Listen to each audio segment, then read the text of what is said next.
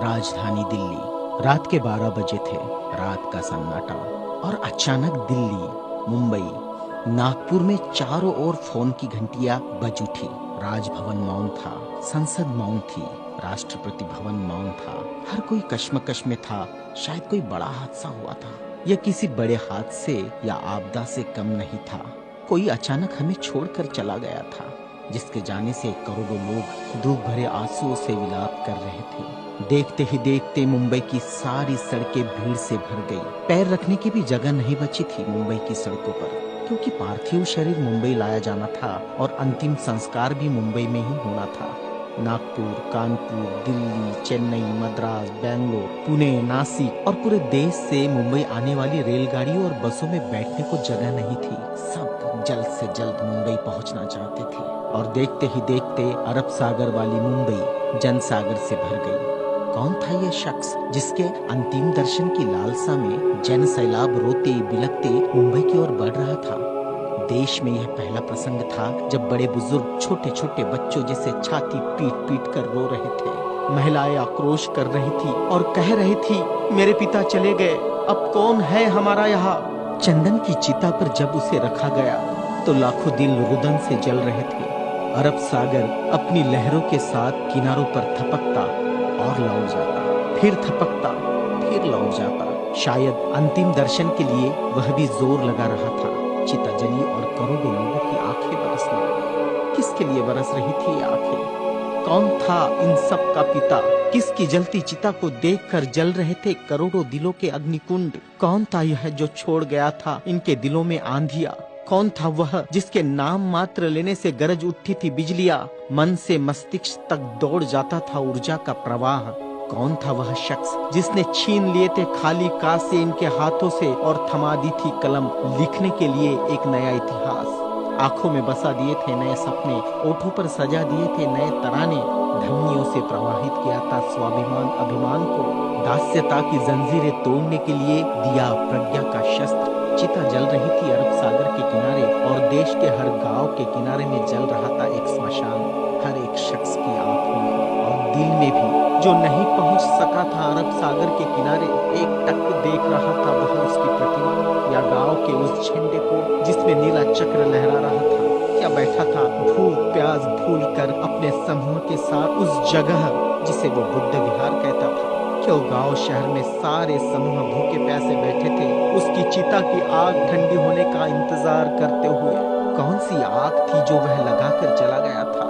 क्या विद्रोह की आग थी या थी वह संघर्ष की आग? भूखे नंगे बदनों को कपड़ों से ढकने की थी आग? असमानता की धज्जियां उड़ाकर समानता प्रस्थापित करने की आग? चवदार तालाब पर जलाई हुई आग अब बुझने का नाम नहीं ले रही थी। धू धू जलती मनुस्मृति धुएं के साथ खत्म हुई थी। क्या यह वह आग थी जो जलाकर चला गया था? सारे ज्ञानपीठ, स्कूल, कॉलेज मरुभूमि जैसे लग रहे थे। युवा युवतियों की कलकलाहट आज मौन थी, जिन्होंने हाथ में कलम थमाई, शिक्षा का महत्व समझाया, जीने का मकसद दिया, राष्ट्र प्रेम की ओतप्रोत भावना जगाई। वह युगंधर, वह प्रज्ञा सूर्य काल के कपाल से ढल गया था। जिस प्रज्ञा तेज ने चेहरे पर रोशनियां बखेरी थी, क्या वह अंधेरे में गुम हो रहा था? बड़ी अजीब कश्मकश थी। भारत का महान पत्रकार, अर्थशास्त्री, दूरदृष्टा क्या दृष्टि से ओझल हो जाएगा? सारे मिलों पर ऐसा लग रहा था जैसे हड़ताल चल रही हो। सुबह शाम आवाज देकर जगाने वाली धुआं भरी चिमनियां भी आज चुपचाप थी। खेतों में हल नहीं चला पाया किसान। क्यों? सारे ऑफिस, सारे कोर्ट, सारी कचहरियां सूनी हो गई, जैसे सुना हो जाता है बेटी के विदा होने के बाद बाप का आंगन। सारे खेतीहर मजदूर, किसान असमंजस में थे। ये क्या हुआ? उनके सिर का छत्र छीन गया। वह जो चंदन की चिता पर जल रहा है, उसने ही तो जलाई थी जबरान जोत। मजदूर आंदोलन का वही तो था आधुनिक भारत में मसीहा। सारी मिलों पर होती थी जो हड़तालें आंदोलन अपने अधिकारों के लिए, उसकी प्रेरणा भी तो वही था जिसने मजदूरों को अपना स्वतंत्र पक्ष दिया और संविधान में लिख दी वह सभी बातें जिन्होंने किसानों, खेतीहारों, मजदूरों के जीवन में खुशियां बखेरी थी। इधर नागपुर की दीक्षा भूमि पर मातम पसरा था। लोगों की चीखें सुनाई दे रही थी, बाबा चले गए, हमारे बाबा चले गए।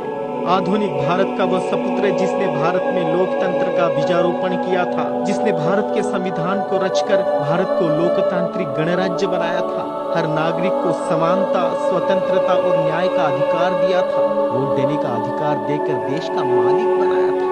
क्या सचमुच वह शख्स नहीं रहा? कोई भी विश्वास करने को तैयार नहीं था। लोग कह रहे थे, अभी तो यहाँ बाबा की सफेद गाड़ी रुकी थी, बाबा गाड़ी से उतरे थे सफेद पोशाक में, देखो अभी तो बाबा ने पंचशील दिए थे। 22 प्रतिज्ञाओं की गूंज अभी आसमान में ही तो गूंज रही थी। वो गूंज शांत होने से पहले बाबा शांत नहीं हो सकते। भारत के इतिहास ने नई करवट ली थी। जनसैलाब मुंबई की सड़कों पर बह रहा था।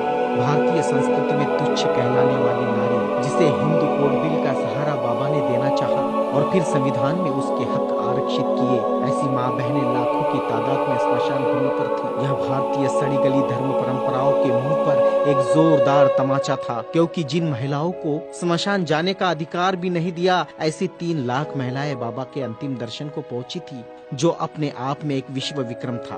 भारत का यह युगंधर, संविधान निर्माता, प्रज्ञा तेज, प्रज्ञा सूर्य, महासूर्य, कल्प पुरुष नव भारत को नवचेतना देकर चला गया।